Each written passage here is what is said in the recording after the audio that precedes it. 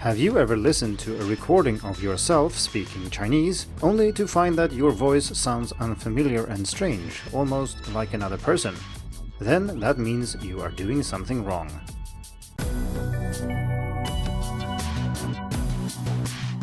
Hello and welcome to the Hacking Chinese podcast.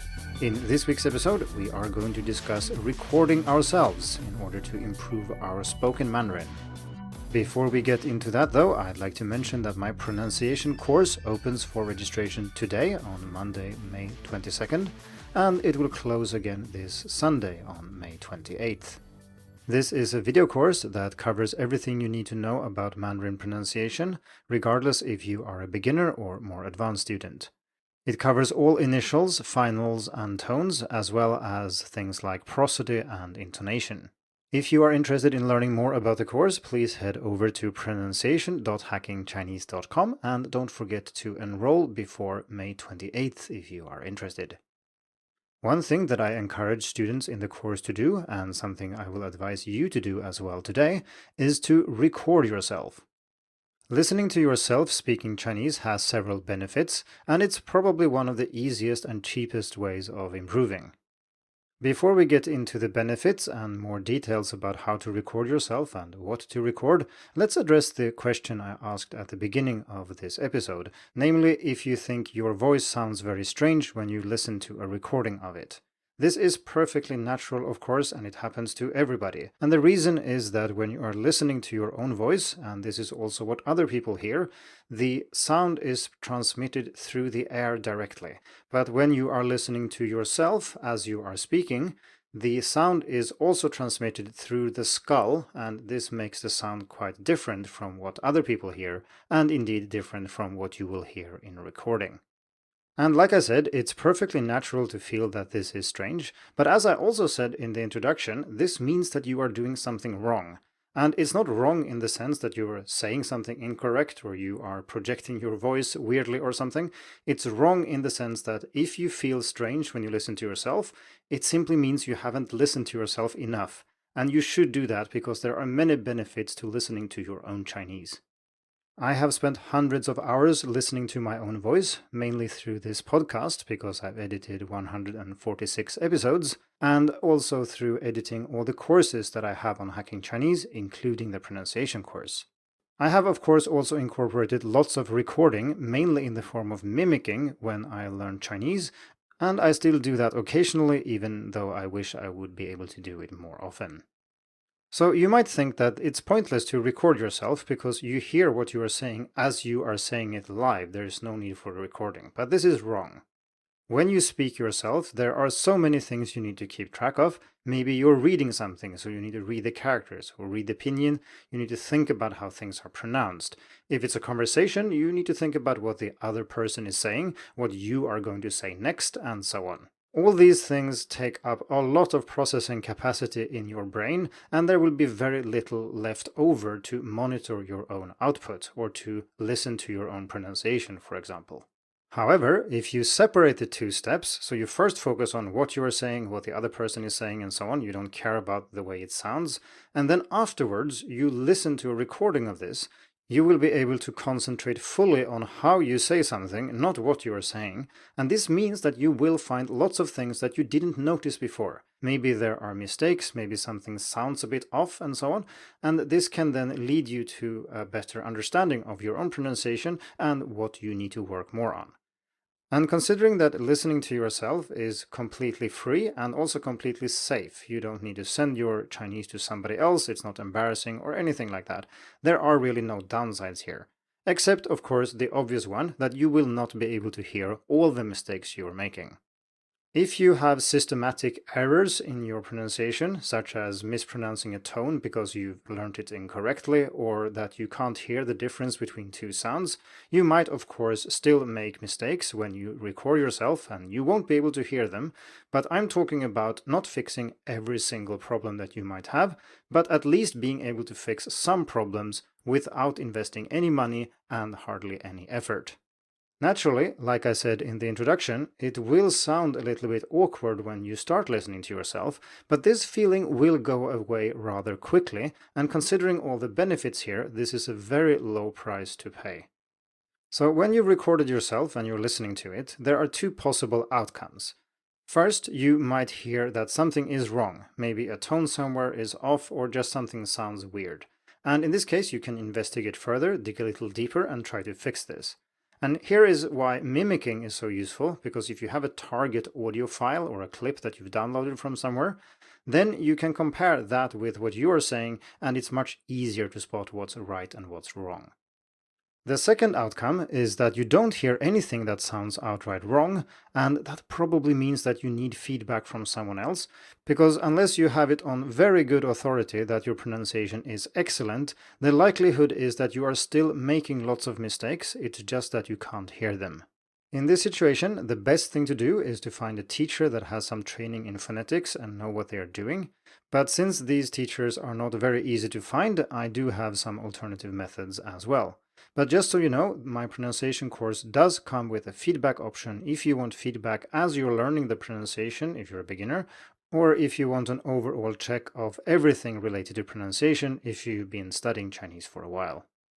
If you can't get a professional to do this for you, any native speaker will do. They are usually quite good at pointing out things that are incorrect, but not as good when it comes to explaining this or indeed helping you pronounce it better.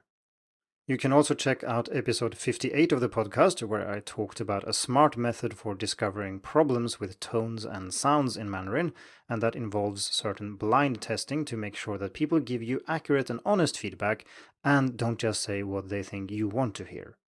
We also talked about the question of getting good and honest feedback in episode 8 of the podcast, so check that one out as well. And I'll put links to these articles and episodes in the description of this episode. So let's say that I have convinced you that recording yourself and listening to it is a good idea. What should you record? Well, if your goal is to improve pronunciation, it doesn't really matter what you are recording, but of course, this is never the case. It always matters what you're recording because it needs to be something you are moderately interested in, otherwise it's not very fun. So do pick something you think is interesting, and if you don't have any ideas, here are a few that I came up with. You can record a voice diary, and this doesn't have to be interesting in itself. You don't need to share deep insights about life, the universe, and everything. You can just describe what you did today, and that will be enough. You don't even need to share it with anyone. You can also record voice messages in your favorite chat app and use that way of communicating with other people. And we discussed this in episode 60, so if you want to know why this is awesome, check that out. But this is a great way because you, for example, you have a record of all your voice messages and you can listen to them again, and you can also share them with others if you want feedback. This is also embedded in a social context because you need someone to talk to, which can be good because it's something you want to do, but also, of course, it can be a downside because you need someone to talk to, and if you don't have that, this method doesn't work. If you are enrolled in a course that contains some spoken Mandarin, then you probably have some kind of assignment where you're supposed to prepare a speech or a presentation or something to that effect. And this is a golden opportunity. Record your presentation and then use it for practice later. Or if you really care about your grades, do this in advance. So record your speech or presentation first, get some feedback, fix it, and then you deliver it in class. If you have a private tutor or a language exchange, ask them and see if they are okay with recording the conversation, because this is something that goes on for maybe a lesson or so, and then you won't think about the recording all the time. But if you want to go back and listen to what your Chinese really sounds like, or if you want to ask your tutor to do this for you and find things about your pronunciation, then you do have a recording that you can refer to. Another fun way of practicing speaking and pronunciation is to talk with yourself, so you can narrate what you are doing as you are doing it, and this of course is something you can also record. Finally, the most boring example is to read a text aloud, and this is especially useful if you've been working on a text so you already know it quite well. And I say this because reading aloud in Chinese is terribly difficult, and if you want to examine your pronunciation and listen to what it sounds like, listening to yourself reading is not very good because you're basically judging your ability to read aloud, and this is different from your ability to speak in general. Sure, if reading aloud is one of your goals, this might be fine, but you should be aware of that if your reading aloud sounds terrible, it's not necessarily because your Chinese is terrible, it's just that reading aloud in Chinese happens to be terribly difficult. I did write an article about why this is the case, and I'll put a link to that in the description. So now I hope you have some ideas for things to record if you don't know what to say. So let's move on to other benefits with recording your own Chinese. Next up is benchmarking, and this is an idea where you want to compare how your Chinese is now with how it was before and how it will be in the future. And the goal here is to measure or at least become aware of how much progress you're making. And this can be useful for evaluating different types of methods, but it can also be great for motivation. When you start learning Chinese, you will feel that you're making progress every day, and maybe as you learn pronunciation, you will improve rapidly, because of course, if you know nothing, learning some pronunciation is not very hard, but then if you know almost everything, fixing those last errors, especially if they've been around for a bit, can be very hard, and it doesn't really feel like you're making much progress after all. This is, of course, the dreaded intermediate plateau that we talked about in episode 48. So one way to get around this is to regularly record yourself and compare these recordings. You can do this with the same types of recording content that I mentioned earlier, but you could also record the same thing. For example, I used to read a book aloud and I simply read one chapter every 3 months or something like that. And you can even read the same text again and again or say the same things again and again, provided that there's enough time between recordings so you don't really remember exactly what you did last time.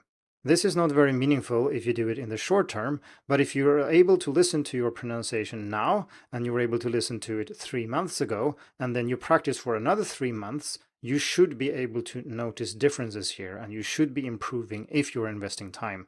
Otherwise, something is wrong. However, this kind of comparison is simply not possible to do if you don't record yourself regularly.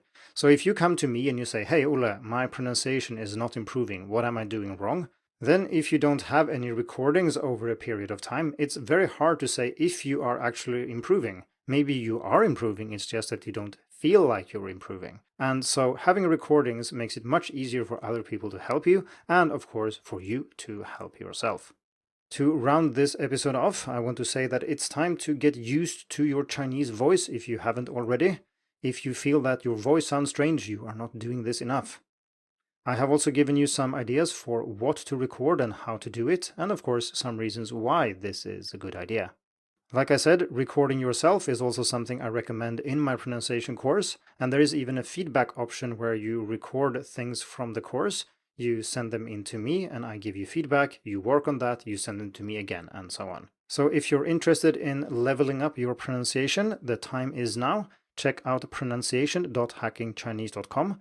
And of course, if you're listening to this in the future after the course is closed, you can still find information about the course, and you will also be able to sign up to the waiting list. Thank you for tuning in to the Hacking Chinese podcast. If you like this episode, please share it. More information and inspiration about learning and teaching Chinese can be found at hackingchinese.com.